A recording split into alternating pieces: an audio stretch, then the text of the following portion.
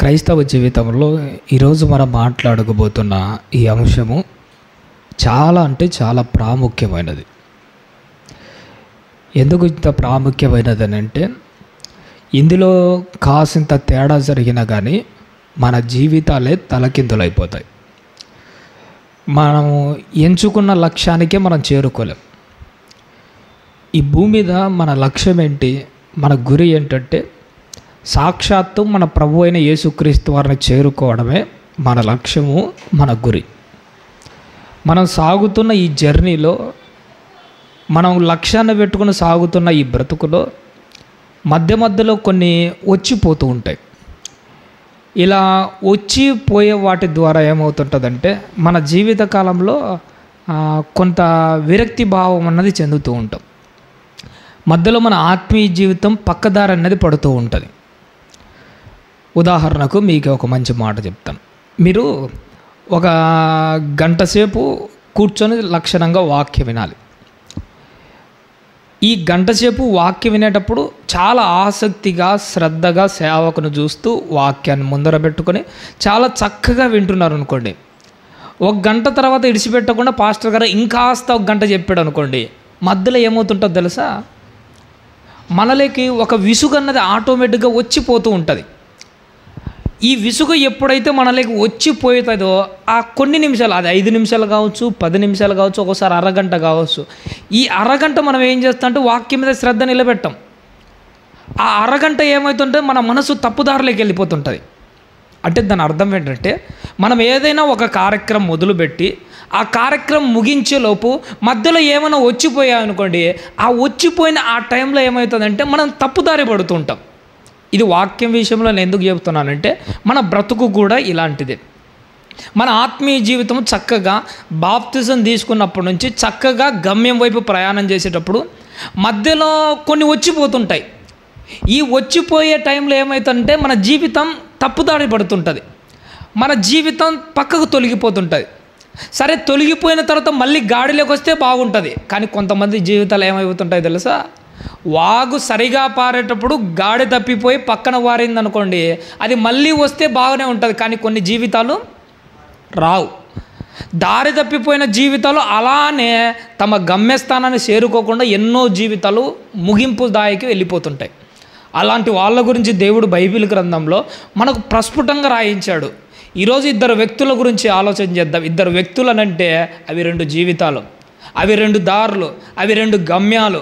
ఆ 2 గమ్యాలు మనల్నే ప్రస్ఫుటంగా చూపిస్తుంటాయి. ఆనాడు వాళ్ళ గురించి ఎందుకు రాయించాడు, దాని ద్వారా మనం నేర్చుకోవాల్సిన పాఠం ఏంటి, ఈ కాలంలో అది మనకి ఎందుకు అంత అవసరమో దాన్ని పాటించాల్సిన అవసరం ఏముంది. ఈరోజు ఉదయాన్నే నేను అలా కాలువ దగ్గరికి వెళ్ళగానే ఒక ఆయన ఆత్మీయుడు ఫోన్ చేశాడు. ఆయన ఫోన్ చేసి ఒక విషయాన్ని మాట్లాడాడు. ఆ విషయమే ఈరోజు వాక్యానికి అంతటికీ చాలా ప్రాధాన్యమైన విషయం. ఆ ఆత్మీయుడు నాతో మాట్లాడింది ఏంటంటే, ఆ వ్యక్తికి ఇంకొక వ్యక్తి ఫోన్ చేశాడట. ఫోన్ చేసి ఒక సందర్భం గురించి మాట్లాడాడు. ఏ సందర్భం ఏంటంటే, ఈరోజు మనము మన క్రియల ద్వారా, అంటే మన నీతి పనుల ద్వారా మనము రక్షణ పొందలేము, మనం పరలోక రాజ్యానికి పోలేము. కేవలం కృప ద్వారా మాత్రమే మనం ఎక్కడికి వెళ్తాము? పరలోక రాజ్యానికి వెళ్తాం. అంటే మనం ఏ పనులు చేయకపోయినా, మన భక్తి క్రియలు లేకపోయినా కానీ కేవలం కృప ద్వారానే పరలోక రాజ్యానికి పోతాము, మనం ఏ పనులు చేయకపోయినా అన్న ఒక మాటను తీసుకున్నాడట. అంటే ఇంకొక వ్యక్తి ఈయనతో మాట్లాడేటప్పుడు సరే ఇంత బాగుంది, కానీ ఇక్కడ జరుగుతున్న మెలిక ఏంటంటే, అసలు ఏ క్రియలు చేయకుండా కృప ద్వారానే పరలోక రాజ్యానికి పోతామంటున్నారు కదా. ఆ తర్వాత ఇంకొక మాట ఏమన్నాడంటే, ఆ కృప ద్వారా పొందుకున్న ఈ రక్షణను బాప్తిజం తీసుకున్న తర్వాత ఒకవేళ మనం పాపం చేసినా, ఒకవేళ మనం పాపంలో ఉన్నా, పాప పనులు చేస్తూ చేస్తూ చేస్తూ పాపంలోనే చచ్చిపోయినా, ఆల్రెడీ మనం కృప ద్వారా ఏమైనా ఒకప్పుడు మనము బాప్తిజం ద్వారా రక్షింపబడినాం కదా, మనం పాపం చేసినా, పాపంలో ఉన్నా, పాపంలోనే చచ్చిపోయినా కానీ కృప ద్వారా డైరెక్ట్ మనం ఎక్కడికి వెళ్తామట? పరలోక రాజ్యానికి పోతాము. ఇదే వాక్యం చెబుతుందని వాళ్ళిద్దరి మధ్య జరిగిన ఒక సంభాషణ కాదు, ఈ మధ్య పెద్ద పెద్ద సేవకులు కూడా ఇలాంటి బోధన చాలామంది చేస్తున్నారు. ఈ మధ్య నేను యూట్యూబ్లో కూడా చాలా సందర్భాలు చదివాను. ఇది వాక్యానుసారమైనదా ఏంటి? అసలు దీని ద్వారా మన బ్రతుకు ఏంటి ఎఫెక్ట్ పడేది? దీని ద్వారా మనం నేర్చుకోవాల్సింది ఏంటి? దేవుడు చెప్పింది అదేనా? కృప ద్వారా రక్షింపబడడం అంటే ఏంటి? దీని భావం ఏంటి? దీని జీవితం ఏంటి? మొదట ఒక మాట మన కోసం గలతీలకు రాసిన పత్రికలో ఒక మాట రాయబడింది. 3వ అధ్యాయము, గలతీలకు రాసిన పత్రిక 3వ అధ్యాయము 3వ వచనాన్ని ఒక్కసారి జ్ఞాపకం చేసుకుందాం. గలతీలకు రాసిన పత్రిక 3వ అధ్యాయము 3వ వచనము. మీరు ఇంత అవివేకులైతిరా, మొదట ఆత్మానుసారముగా ఆరంభించి ఇప్పుడు శరీరానుసారముగా పరిపూర్ణులగుదురా. సాలయ్య, ఇక్కడ నుంచి మనం శ్రద్ధగా చాలా ఆసక్తిగా వాక్యాన్ని వినాలి. ఇక్కడ ప్రభు ఏమంటున్నారంటే గలతీయులతో మీరింత అవివేకులైతిరా. పైన సందర్భం వేరు, కానీ మనకి ఈరోజు వాక్యానికి ఇది చాలా ఉపయోగపడుతుంది. మొదట గలతీయులు దేనితో ప్రారంభించారట? ఆత్మానుసారంగా ప్రారంభించారట. మధ్యలో ఏమైపోతుంది? శరీరానుసారంగా పరిపూర్ణులవుతురా అని క్వశ్చన్ వేస్తున్నారు. అంటే కొంతమంది జీవితాలు ఎట్టుంటాయంటే ప్రారంభం ఆత్మానుసారంగా ప్రారంభించి మళ్ళా ముగింపుకు వచ్చేసరికి దేంతో కంప్లీట్ చేస్తుంటారు? శరీరానుసారంగా కంప్లీట్ చేస్తుంటారు. ఎవరో కాదు, వాళ్ళలో ఆనాడు యేసుక్రీస్తును వెంబడించిన వాళ్ళు ఉన్నారు. పాత నిబంధన కాలంలో భక్తులు చాలామంది ఉన్నారు. అలాగలో ప్రత్యేకంగా నేను అనిల్ అన్న గారు ఒక వ్యక్తి గురించి మాట్లాడాం. ఆ వ్యక్తి ఎవరంటే ఎలీషా దగ్గర నమ్మకమైన శిష్యుడు ఒకడు ఉంటాడు. ఆయన పేరేంటి? గెహజీ. మొదట్లో గెహజీ ఎంత నమ్మకమైన పరిచారకుడో తెలుసా? అతని గురించి చదివితే నిజంగా ఒకానొక టైంలో షూనేమీరాయలు కొడుకు చనిపోతాడు. చనిపోయిన తర్వాత ఆమె పుత్రశోకంతో ఎలీషా గారి దగ్గరకు వచ్చి తన గుండెల్లో ఉన్న బాధ అంతా చెప్పుకుంటుంది. అయ్యా, నేను బిడ్డ కావాలని నేనేమన్నా అడిగాడా? నువ్వే నా పట్ల జాలి చూపించి దేవుని పక్షాన మొరపెట్టి నాకంటూ ఒక బిడ్డ పుట్టే విధంగా చాలా చేశావు, కానీ ఆ బిడ్డ ఈరోజు చచ్చిపోయాడయ్యా. పుత్రశోకంతో ఉన్నాను, నా వల్ల కావట్లే, కృంగిపోతాను, ఎలాగైనా బిడ్డను కాపాడయ్యా. వెంటనే ఎలీషా గారు ఏం చేస్తారో తెలుసా? గెహజీని పిలిచి, నాయనా గెహజీ, మేము రాకముందే మాకంటే ముందు నా దగ్గర ఒక దండం ఉంటుంది. ఈ దండం తీసుకొని వెళ్ళి ఆ బిడ్డకు ముఖానికి పెట్టేసే. నీకు ఎవరైనా మధ్యలో కుశల ప్రశ్నలు అనుకో లెక్క చేయక, వందనాలు చెప్పినా కానీ నువ్వు ప్రతి నమస్కారం అస్సలు చేయకుండా చెప్పిన పని మాత్రమే చెయ్యి. ఇప్పుడు ఎలీషా గారి మాటను గెహజీ ఎంత గొప్పగా వింటాడో తెలుసా? మధ్యలో ఎవడడ్డం వచ్చినా ఏం పట్టించుకోకుండా ఎలా పరిగెడుతుంటారంటే పుత్రశోకంతో ఉండిన తల్లి కంటే ముందే పరిగెత్తాడు, ఎలీషా గారి కంటే ముందే పరిగెత్తాడు. అంటే చెప్పిన పనిలో అతని యొక్క నిబద్ధత కనపడుతుంది. అంటే దేవునిలో ఒకప్పుడు గెహజీ గారు దేన్ని ఆశించి దేవుని దగ్గరకు వచ్చింటాడు? ఆ గెహజీ గారు కానీ పోనీ మన యేసుక్రీస్తు వారి దగ్గర ఉన్న ఇస్కరియోతు యూదా కానీ మొదట్లో వీళ్ళు ఏదాన్ని ఆశించి వచ్చారు? ఏమయ్యా ఏదాన్ని ఆశించి వచ్చారు? ఇస్కరియోతు యూదా ఏమన్నా డబ్బును ఆశించి ప్రభు దగ్గరకు వచ్చినాడు? మొదట్లో కూడా ఆత్మానుసారంగా వచ్చినోడే, బాప్తిజంతోనే మొదలు పెట్టిన వాడే, ఎన్నో ఆత్మానుసారమైన స్వస్థతలు చేసిన వాడే. వాడు ప్రారంభం ఎట్టుందో తెలుసా? ఆత్మానుసారంగానే ప్రారంభించాడు, బాప్తిజం ద్వారానే ప్రారంభించాడు. కానీ ముగింపులో వాడెట్ట తయారైపోయినాడు? శరీరానుసారంగా డబ్బుతో లోకంతో ముగించాడు.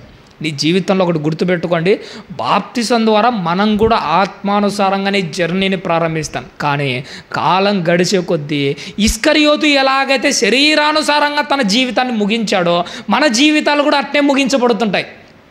ఆత్మానుసారంగా ప్రారంభించిన మనము శరీరానుసారంగా ముగిస్తే శరీరానుసారంగా బ్రతికిన మనం పరలోక రాజ్యానికి వెళ్తామా? ఖచ్చితంగా వెళ్ళము. గెహజీలు కూడా అలానే మొదటగా ఎలీషా గారి దగ్గర నమ్మకమైన వ్యక్తిత్వం కలిగిన వాడిగానే చేరాడు, పనిలో నిబద్ధత కలిగిన వాడిగానే ఉన్నాడు. ఇక్కడ నువ్వు గమనించవలసిన ఒక మాట ఏంటో తెలుసా? బాప్తిసం తీసుకున్న కొత్తలో, అంటే దేవుళ్ళకి వచ్చిన కొత్తలో గెహజీ లక్షణాలే మనలో కూడా కనపడుతుంటాయి. పనిలో నిబద్ధత ఉంటుంది, పనిలో కష్టపడే గుణాలు ఉంటాయి. మొదట్లో ఉన్న ఆ నిబద్ధత కాలం గడిచే కొద్దీ గెహజీ మాదిరి మనం కూడా ఏమైపోతుంటామో తెలుసా? శరీరానుసారం అయిపోతుంటాము. జాగ్రత్తగా చూసుకోవాలి. మొదట్లో ఉన్నట్టు ఎప్పటికీ ఉండాలి. ఈ మధ్య కొంతమంది నేను గమనించాను, మనలో కూడా అప్పుడప్పుడు ఈ మాటలు వస్తాయి, జాగ్రత్తగా చూసుకోవాలి. ఏంటో తెలుసా? మేము కొంతమంది పెద్ద వయసు కలిగిన వాళ్ళు, అంటే సుమారుగా ఒక 30, 40, 50 ఏళ్ళ వాళ్ళతో కూడా నేను మాట్లాడుతాను. ఒకప్పుడు వాళ్ళ ఆత్మీయులే. ఈ సేవా పరిచయంలో మాట్లాడేటప్పుడు వందనాలు అయ్యా అంటే వందనాలు అయ్యా. మేము ఎలాంటి వాళ్ళం, ఆ పెద్ద వయసు కలిగిన వాళ్ళు ఏమని మాట్లాడుతుంటారో తెలుసా? ఒకప్పుడు మేము సేవ ఎట్ట చేసేవాళ్ళం తెలుసా? మా కథే వేరు. పస్తులు పడుకొని ఉపవాసాలతో ఎంతమంది క్రీస్తు విరోధులు ఎదిరించినా సావుకు అడ్డేసి నిలబడి చేసిన పరిచర్య మాది. చాలా గొప్పగా చెప్తుంటారు. అలా చూస్తుంటే నవ్వాలనిపిస్తుందో బాధపడాలో నాకు అర్థం కాదు. ఒకప్పుడు ఎంతో చేసినా నువ్వు ఇప్పుడు ఎందుకు చేయకుండా ఉన్నావు? ఇప్పుడు ఎందుకు కాండ్రాకుండా పోతున్నావు? అసలు సేవలోనే లేకుండా పోయారు, భక్తిలోనే లేకుండా పోయారు. ఇదే మాట భవిష్యత్తులో మన జీవిత కాలంలో మనకు రాకుండా చూసుకోవాలి. దేవుడు ఎప్పుడైనా ఏం గమనిస్తుంటారో తెలుసా? ఒకప్పుడు ఇంత చేశానని కాదు, ఇప్పుడు ఎంత చేస్తున్నావు అని. ఒకప్పుడు చాలా చేసి ఇప్పుడు ఏం చేయకపోతే ఏంటి? ఆ బ్రతుకులేంటి మనకు? ఒకప్పుడు చేసామన్న మాట ఎప్పటికీ మన జీవితంలో రాకూడదు. ఇప్పటికీ చేస్తూనే ఉన్నాము, ఎప్పటికీ చేస్తూనే ఉంటామన్న మాట మాత్రమే దేవుని కోసము రావాలి. గెహజీ జీవితాన్ని చూస్తే ఒకసారి ఆలోచన చేయండి. ఎలీషా దగ్గర ఒకప్పుడు ఇంత గొప్పగా ఉన్నాడు, మరి కాలం గడిచే కొద్దీ ఆత్మానుసారంగా ప్రారంభించిన ఆయన శరీరానుసారంగా ముగించాడు. ఒకప్పుడు బాగుంది కానీ తర్వాత బాగలేదు. ఇస్కరియోతు యూదా జీవితం ఒకప్పుడు బాగుంది కానీ మళ్ళా బాగలేదు. ఆత్మానుసారంగా వాళ్ళు ప్రారంభించి శరీరానుసారంగా ఏం చేస్తూ వచ్చారు? ముగిస్తూ వచ్చారు. ఎందుకే దేవుడు కూడా నీతో మాట్లాడుతున్నాడు, నాతో మాట్లాడుతున్నాడు. మళ్ళీ చదవయ్యా, గలతీలకు రాసిన పత్రిక 3వ అధ్యాయము 3వ వచనము. మీరింత అవివేకులైతిరా, మొదట ఆత్మానుసారంగా ఆరంభించి ఇప్పుడు శరీరానుసారముగా పరిపూర్ణులగుదురా. నువ్వు దేనితో ప్రారంభించావు, దేనితో ముగిస్తున్నావు? మొదట్లో ఉన్నది ఎందుకు లాస్ట్కి వచ్చేకల్లా లేకుండా పోతుంది? మధ్యలో వచ్చినదే అంత ఎక్కువైపోయిందా? ఇస్కరియోతు యూదా ప్రభు కోసమే మొదట వచ్చినవాడు, ఆత్మానుసారంగా వచ్చినవాడు. మధ్యలో కదా ఈ కానుకలు, డబ్బులు ఇవన్నీ ఎప్పుడు వచ్చాయి? ఇవన్నీ మొదట్లోనే వచ్చినాయా? ఈ బాప్తిజం తీసుకున్న మొదటి రోజే ఈయన చేతులకి జేబులకి డబ్బులు వచ్చాయా? మొదట్లో రాలే, మధ్యలో వచ్చాయి. మధ్యలో వచ్చిన దాన్ని బట్టి మొదటి నుంచి కొనసాగిస్తున్న భక్తి ఏమైపోయింది? అయిపోయింది. అనిల్ అన్న నిన్న వాక్యం చెప్తే ఒక మాట అన్నాడు, మధ్యలో వచ్చినది ఎప్పటికీ మధ్యలోనే పోవాలి, మొదట ఉన్నది ఎప్పటికీ ముగింపు వరకు ఉండాలి. మన పెద్దలు కూడా ఒక మాట అంటుంటారు, మధ్యలో వచ్చిన వాళ్ళు మధ్యలోనే పోతారట అని. మొదటి నుంచి ఉన్నదే మాత్రమే చివరి వరకు ఉన్నది. పుట్టినప్పుడు మనం ఎలా ఉన్నాము, ఆ పరిశుద్ధత, దేవుడు అనుగ్రహించిన ఆ నిస్వార్థమైన మంచి మనసు, మరి మొదట్లో ఉన్నది చివరి వరకు ఎందుకు లేదు? ఈరోజు మనలోకి వచ్చిన అసూయలు, ఈరోజు మనలోకి వస్తున్న పగలు, ఈరోజు మనలోకి వస్తున్న కోపతాపాలు, ఈ రోజుకు మనలోకి వస్తున్నవన్నీ మధ్యలో వచ్చినవే కదా. మన వాళ్ళు అంటున్నది ఏంటి? మధ్యలో వచ్చినవాడు మధ్యలోనే పోతాడు అంటున్నాడు. కానీ మధ్యలో వచ్చినవి మధ్యలో ఎందుకు పోకుండా ఉన్నాయి? ఎందుకు ముగింపు వరకు కొనసాగించుకుంటున్నాం? దారి తొలగిపోయి అట్నే ఎందుకు చనిపోతున్నారు? ఒక ఇస్కరియోతు యూదా అలాంటి వాడైతే కదా. ఇస్కరియోతు యూదా ఎలా అయితే తప్పిపోయాడో అదే యేసుక్రీస్తు వారి దగ్గర ఇస్కరియోతు యూదా వచ్చాడు, అదే యేసుక్రీస్తు వారి దగ్గర యోహాన్ అనే శిష్యుడు కూడా ఉన్నాడు. యోహానుకు ఇస్కరియోతు యూదాకు పెద్ద తేడా ఏముందో తెలుసా? యోహాను గారు యేసుక్రీస్తును హత్తుకొని బ్రతికాడు. ఇస్కరియోతు యూదా కేవలం ముద్దు పెట్టుకుని దేవునికి చాలా దూరం అయిపోయినవాడు.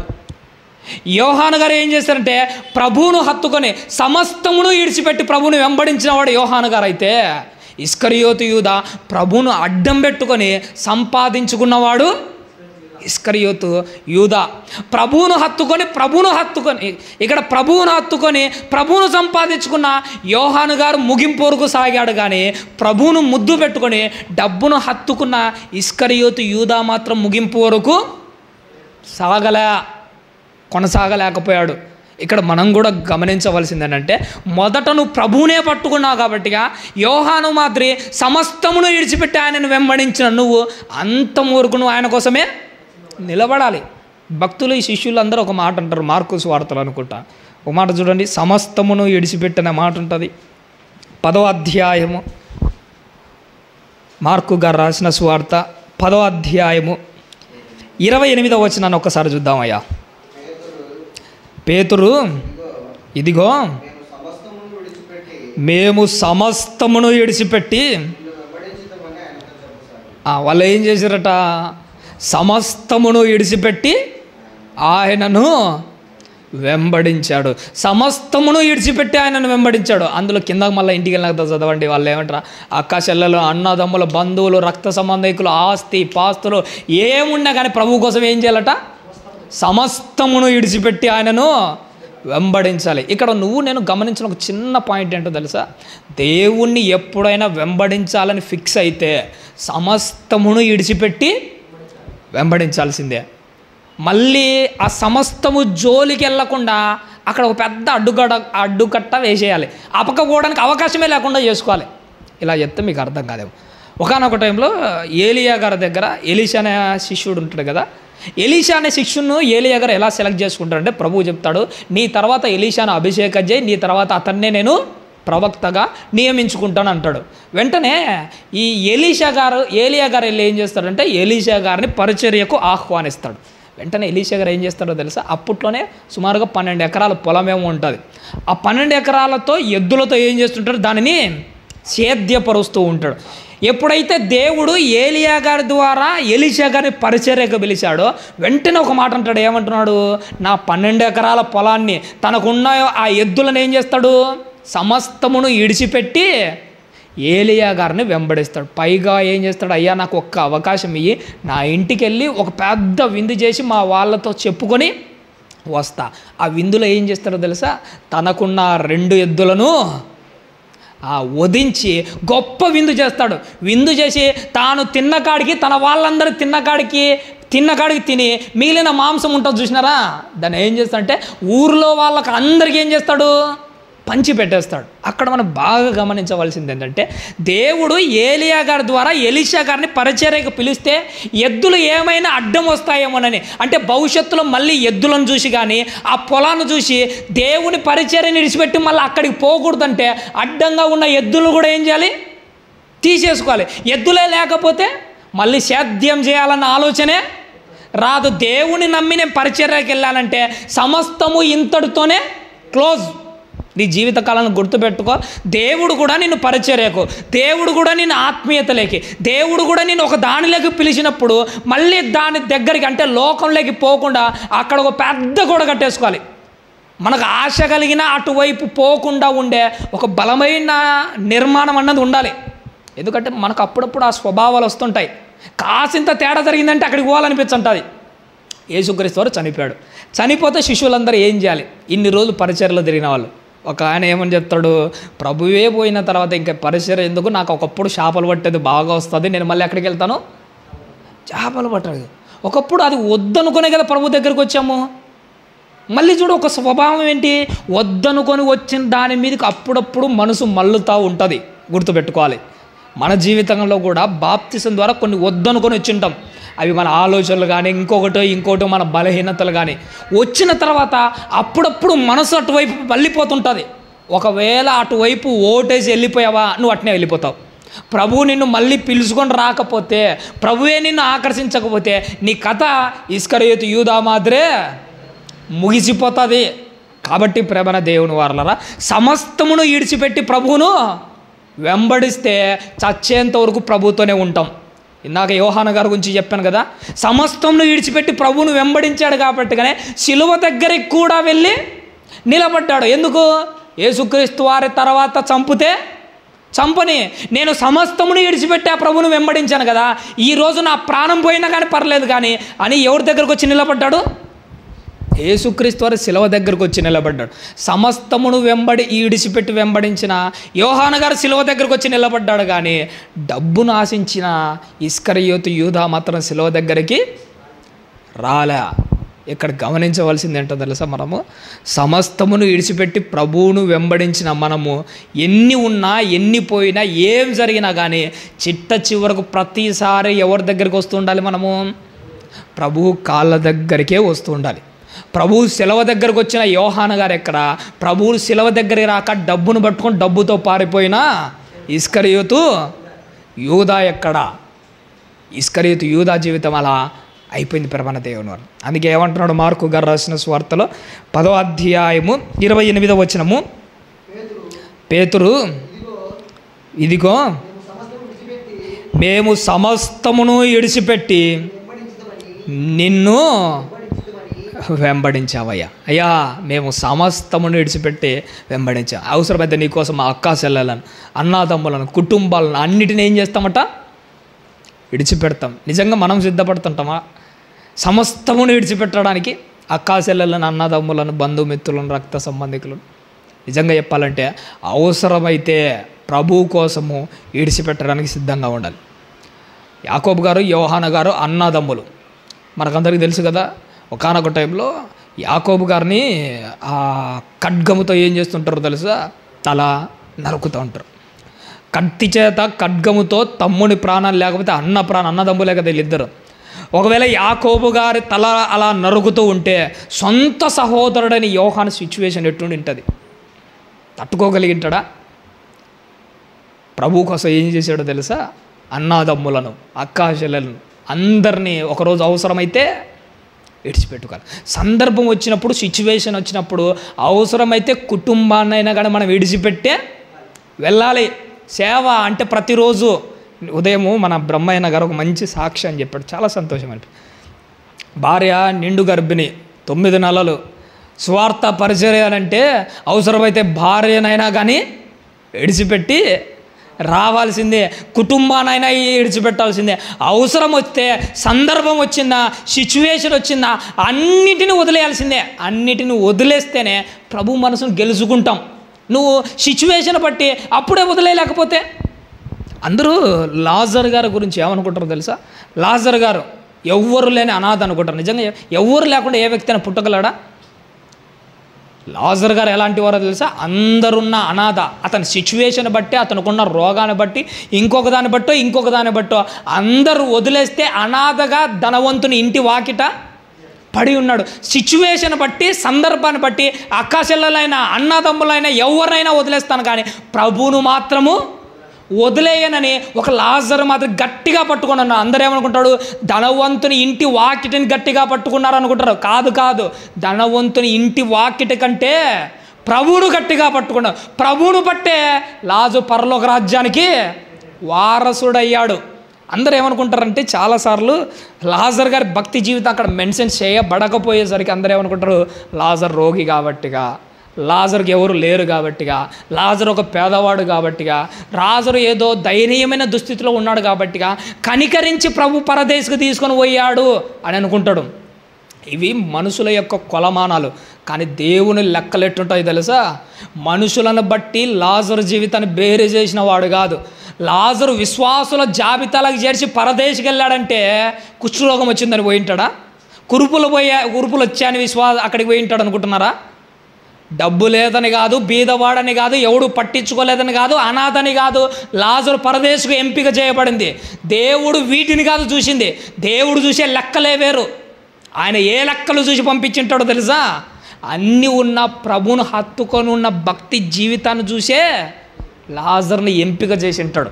నీ జీవితకాలను గుర్తుపెట్టుకొని నువ్వు పేదరికంలో ఉన్నావని దేవుడు నిన్ను కనికరించి పరదేశంలో కూర్చోబెడతాడనుకుంటే అది పొరపాటు. పేదరికాన్ని బట్టి కాదు, నీ భక్తిని బట్టే కనికరిస్తాడు. నీ విశ్వాసాన్ని బట్టే, నీ నీతిని బట్టే నిన్ను సెలెక్ట్ చేస్తాడు. ఆయన లెక్కలు వేరు, లోకం లెక్కలు వేరు. ఒకవేళ నువ్వు పేదరికంలో ఉన్నావా, ఒకవేళ నువ్వు దయనీయమైన దుస్థితిలో ఉన్నావా, లోకంలో నిన్ను కనికరిస్తాడు. విధవరాల పక్షాన దేవుడు ఏం చేస్తాడు? వాదిస్తాడు. భూమి మీద పేదలు, విధవరాళ్ళు, ఎవరైనా బలహీనులు, లోక సంబంధంగా దయనీయమైన దుస్థితిలో ఉంటే లోకంలో ఉన్నంత వరకు దేవుడు వాళ్ళని విడిచిపెట్టాడు, వాళ్ళ పక్షాన ఉంటాడు. వాళ్ళ పక్షాన ఉన్న దేవుడు వాళ్ళు దేవుని పక్షాన లేకపోతే సరేలే కనికరించి పరలోక రాజ్యాన్ని తీసుకుపోదాం అనుకుంటారా? బీదరికంలో ఉంటే లోకంలో మాత్రమే నెగ్గుకొని రాగలవు దేవుని పక్షాన, దేవుడు నీ పక్షాన ఉన్నప్పుడు. కానీ ఈ లోకాన్ని దాటి పరదేశకైతే నెగ్గుకొని రాలేరు. అందుకోసమే గుర్తుపెట్టుకోవాలి, లోకంలో నువ్వు ఎలాంటి సిచ్యువేషన్లో ఉన్నా కానీ దేవునిలో మాత్రం గొప్పగా ఉండాలి. మొదట బాగుండి చివరిలో మాత్రము ఎత్తిపోయామనుకోండి, మన జీవితాలు అటనే అయిపోతాయి. మొదట్లో అన్న మాట ఒకసారి గుర్తు చేసుకోండి. కృప ద్వారా మనం పరలోక రాజ్యానికి వెళ్తాము అని అంటే మొదట ఆత్మానుసారంగా ప్రారంభించి చివరిగా శరీరానుసారంగా ముగిస్తే ఎక్కడికి వెళ్తాము? ఇప్పుడు ఇస్కరియోతు యూదా ఇద్దరు జీవితాలని చెప్పాను కదా. ఇస్కరియోతు యూదా ఆత్మానుసారంగా ప్రారంభించాడు, శరీరానుసారంగా క్లోజ్ చేశాడు. క్లోజ్ చేసినందుకు ఇస్కరియోతు యూదా గురించి ప్రభు చెప్పిన మాట ఏంటి? అతడు తన చోటికి పోవుటకు తప్పిపోయాడు. అలాగే గెహజీ మొదట ఆత్మానుసారంగా నీతిగానే ఏమి ఆశించకుండానే ప్రభు దగ్గరికి వచ్చిన వాడే. ఒకవేళ నిజాయితీగా ఉంటే ఎలీషా తర్వాత ఎలీషా అంత గొప్ప ప్రవక్త కావాల్సినోడే. ఆత్మానుసారంగా ప్రారంభించిన గెహజీ శరీరానుసారంగా ముగించాడు. అందుకోసమే వాడి వెండి వాడితో పాటు నశించిపోయింది. ఇస్కరియోతు యూదా ఎండి అతనితో పాటు నశించిపోయింది. నువ్వు ఎవరిని వెంబడిస్తున్నావో, నువ్వు ఎవరితో ముగిస్తున్నావో ఒక్కసారి జ్ఞాపకం చేసుకోండి. మొదట ఉండడం కాదు, చివరి వరకు ఉంటేనే మనము గమ్యస్థానాన్ని చేరుకోగలం. హెబ్రీలకు రాసిన పత్రికలో ఒక మాట రాయబడించది, ఒకసారి చూద్దాం. హెబ్రీలకు రాసిన పత్రిక 10వ అధ్యాయము, హెబ్రీలకు రాసిన పత్రిక 10వ అధ్యాయము 26వ వచనాన్ని ఒక్కసారి జ్ఞాపకం చేసుకుందామండి. హెబ్రీలకు రాసిన పత్రిక 11వ అధ్యాయము 26వ వచనం. అయ్యా,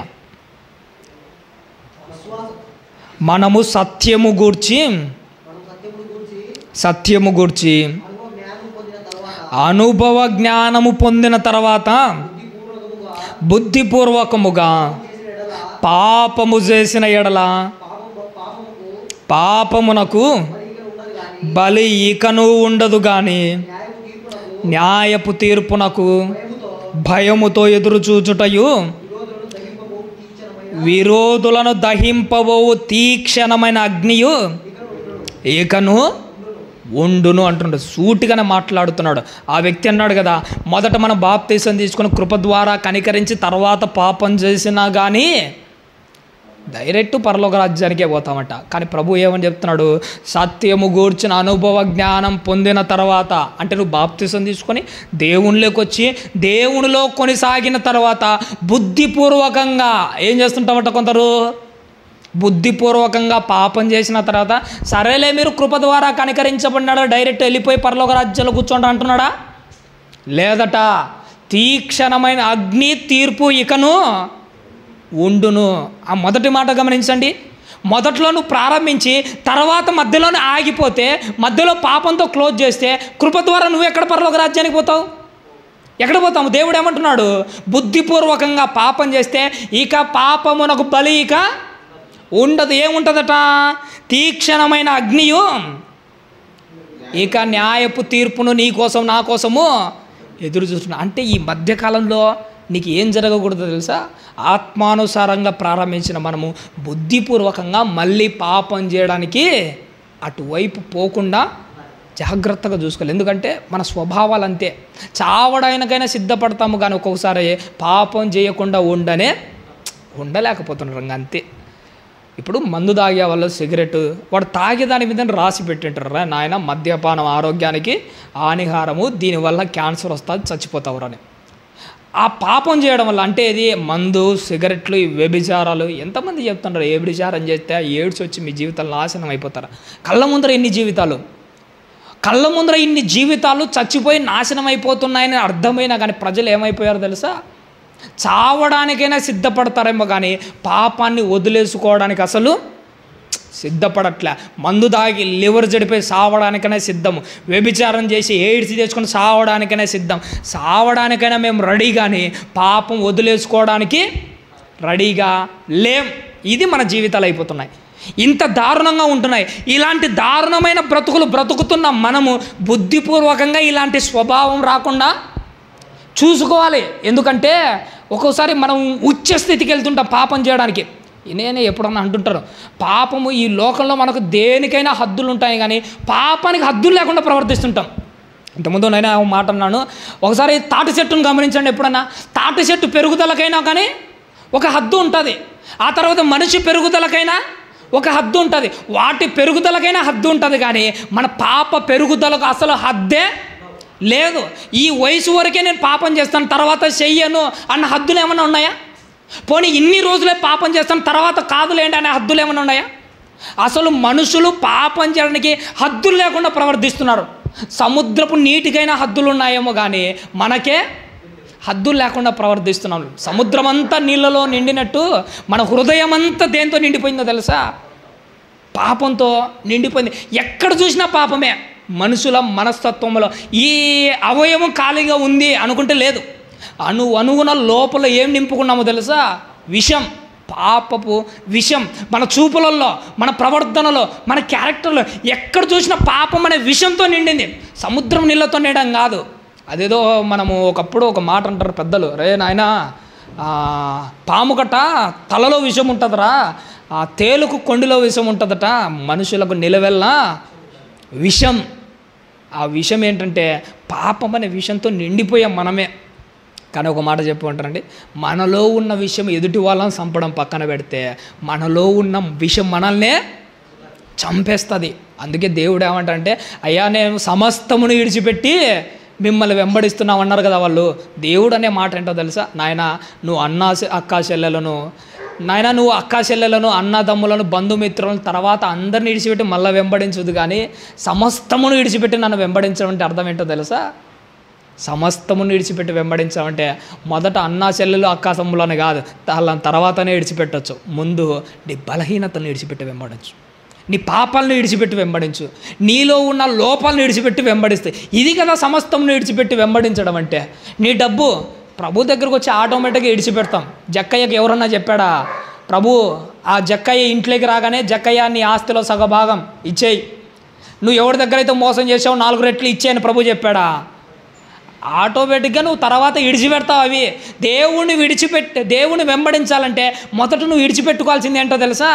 సమస్తమును అంటే నీ పాపేచ్ఛలను, భోగేచ్ఛలు మొదట నీలో కనిపించినవి అన్నిటిని ఏం చేయాలి? అక్కడితో విడిచిపెట్టాలి. విడిచిపెట్టి కొత్తగా మన జీవితాన్ని మళ్ళీ ప్రారంభించాలి. అందుకే ప్రభు ఏమంటారంటే, ఆత్మానుసారంగా ప్రారంభించిన మనము శరీరానుసారంగా క్లోజ్ చేయకూడదు. ఆత్మానుసారంగా భక్తి ప్రారంభించిన మనము పాపంతో ముగించకూడదు. అంటే పాపంతో ముగించకూడదు అంటే ఏం చేయాలి? మధ్యలో మనము ఏం చేయాలో తెలుసా?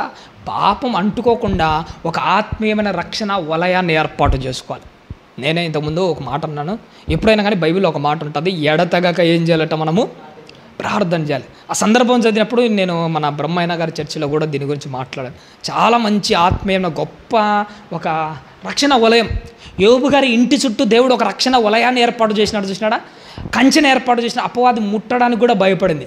ఈరోజు ఒక ఆత్మీయంగా మనం కూడా ఒక రక్షణ వలయాన్ని ఏర్పాటు చేసుకుందాం. ఖచ్చితంగా ఆ వలయం మనల్ని ఏం చేస్తుంది తెలుసా? అపవాది మనల్ని ముట్టకుండా మనం ప్రొటెక్ట్ చేస్తుంది. అదేంటంటే ఎడతెగక ఏం చేస్తూ ఉండాలి? ప్రార్థన చేయాలి. ఎడతెగక ప్రార్థన చేయడం అంటే ఏంటి? ఎడతెగక ప్రార్థన చేయడం అంటే చాలాసార్లు మనం ఏమనుకుంటామో తెలుసా? ఒక ప్రార్థన ఎడతెగక ప్రార్థన చేయాలని ఒకే ప్రార్థన చాలాసేపు ప్రార్థన చేస్తుంటారు. కొంతమంది 1 గంట 2 గంటలు 3 గంటలు మోకాలేసి ప్రార్థన చేస్తుంటారు. చాలా మంచిదే, అలాంటి ఓపిక ఉంటే చేయడం గొప్పదే. కానీ ఎడతెగక ప్రార్థన చేయడం అంటే ఇంకొక కోణం కూడా ఉంది. ఎడతెగక ప్రార్థన చేయడం అంటే ఏంటో తెలుసా? చాలాసార్లు ఎక్కువసార్లు ప్రార్థన చేయడం అన్న భావం కూడా వస్తుంది. ఎక్కువసార్లు ప్రార్థన చేసామనుకోండి, ఎక్కువగా దేవునితో అన్యోన్య సహవాసం ఉంటారు. ఒక మాట చెప్పమంటారంటే, మనం ఏదైనా ఒక పని మొదలు పెట్టేటప్పుడు, ఇదే నీ జీవితకాలం అంతా ఫాలోగా చాలా బాగుంటుంది. ఎందుకంటే నేను ఫాలో అవుతున్నాను కాబట్టి నాకు అర్థమైంది ఆ విషయం. ఏదైనా నువ్వు ఒక పని మొదలు పెట్టేటప్పుడు, అది ఏ పనైనా చిన్నదైనా పెద్దది కానీ, ఏదైనా ఒక పని మొదలు పెట్టేటప్పుడు ప్రార్థన చేసి మొదలుపెట్టు. పని అయిపోగానే ప్రార్థన చేసి కృతజ్ఞతాస్తుతులతో ఆ పనిని ముగించు. మన జీవితం ఎలాంటిది తెలుసా? జీవితం అంతా ఏదో ఒక పనితోనే మన జీవితం సాగుతుంటుంది.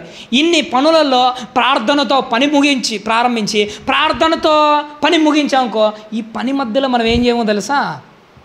పాపము చెయ్యం. నిజంగానే చెప్తాను. అది నువ్వు చిన్న పని అయినా కానీ. ఉప్పరపల్లికి ఇంతకుముందు ఒక ప్రాంతానికి స్వార్థకి వెళ్ళాను. అక్కడ ఒక వ్యక్తి జీవితం నన్ను చాలా ప్రభావితం చేసింది. ఏంటి ఇలా కూడా ఉంటారా అనుకున్నాను. నిజంగా అలా కూడా ఉంటారు. ఒక ఆయన భోజనానికి వెళ్ళడానికి లోపలికి వెళ్ళాడు, స్నానం చేశాడు, మళ్ళీ వచ్చాడు. ఆయన తన వ్యక్తిగత జీవితాన్ని పంచుకుంటే ఏమన్నాడో తెలుసా? ఒక గొప్ప విషయం అన్నాడు. ఏంటంటే, నేను ఏ పని చేసినా కానీ ప్రార్థనతోనే ప్రారంభిస్తాను. ఏం పని చేస్తావా అంటే, ఇందాక స్నానానికి వెళ్ళాను కదా, ప్రార్థనతో ప్రారంభించే స్నానానికి వెళ్ళాను. స్నానం అయిపోయిన తర్వాత మళ్ళీ రాగానే ప్రార్థనతోనే ముగించాడు. ప్రభువా కాపాడినందుకు కృతజ్ఞతాస్తుతులు. అంటే అక్కడ అర్థం ఏంటంటే మనం ఏదైనా ఇదే కదా, ఏ పనైనా కానీ ప్రార్థనతో ఒక పని ప్రారంభిద్దాము, ప్రార్థనతోనే ముగిద్దాము. ప్రార్థనతో ప్రారంభించి ప్రార్థనతో ముగించిన ఈ కార్యక్రమం మధ్యలో పని చేస్తుంటాం కదా, ఆ పని చేసేటప్పుడు పాపం చేయడానికి నీ మనసు ప్రేరేపించింది అనుకో, నువ్వేమనుకుంటావు తెలుసా? ప్రార్థనతో ప్రారంభించిన పని ఇది, ప్రార్థనతో ప్రారంభించిన పనిలో పాపం చేసేట చేయకూడదు అనుకుంటాం. అందుకోసమే నీ జీవితకాలం గుర్తుపెట్టుకో, అది చిన్న పనైనా పర్లేదు, 5 నిమిషాల పనైనా పర్లేదు, ప్రార్థనతో ప్రారంభించు. 5 నిమిషాల తర్వాత ప్రార్థనతో కృతజ్ఞతాస్తుతులు చెల్లించి దానిని క్లోజ్ చేయి. నువ్వు ప్రార్థనతో ప్రయాణం చేసేటప్పుడు, తినేటప్పుడు, లేచేటప్పుడు, పడుకునేటప్పుడు దేవుని గురించిన మాటలు మాట్లాడని పిల్లలకు చెప్తుంటాడు కదా. ప్రభు అంటాడు, నీ బిడ్డలతో మాట్లాడేటప్పుడు, త్రోవ నడిచేటప్పుడు, వాళ్ళు కూర్చున్నప్పుడు, వాళ్ళు లేచినప్పుడు, పడుకున్నప్పుడు దేవుని మాటల గురించి మాట్లాడు అంటాడు కదా. ఇక్కడ నువ్వు గమనించవలసింది ఏంటంటే, నువ్వు చిన్నపిల్లనివి కాదు కదా, నీకు కాస్త బుద్ధి జ్ఞానాలు వచ్చాయి కదా. ఇప్పుడు నువ్వు కూడా ఏం చేయాలి? త్రోవ నడిచేటప్పుడు, పడుకున్నప్పుడు, లేచినప్పుడు ఏం చేసినా ప్రభువుతో మాట్లాడుతూ ఉండు. ప్రభు మాటలు నీలో చిరస్థాయిగా ఒక మూర్తిమత్వాన్ని నీలో నింపుతాయి.